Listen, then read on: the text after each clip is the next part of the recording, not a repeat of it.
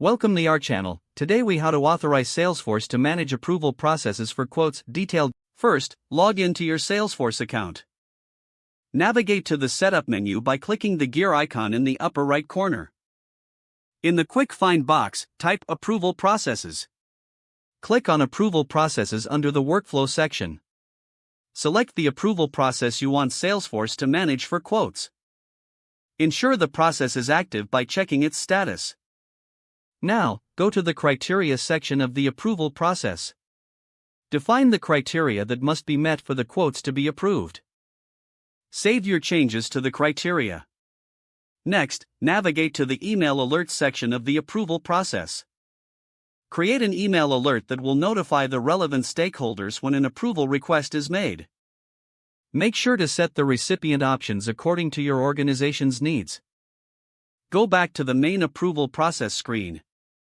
Review all settings to ensure they meet your requirements. Now, focus on the final approval actions section. Define what action should occur when a quote is approved. Consider options like updating records or sending notifications. Save your changes to the final approval actions. Next, look for the final rejection actions section. Specify the actions that should take place if a quote is rejected. Make sure to include notifications to the parties involved. Save your changes again in this section. After setting up the approval process, go to Quote Object Settings. Ensure that your approval process is linked to the quote object. Navigate to the quote page layout. Add the approval process related list to the quote page layout.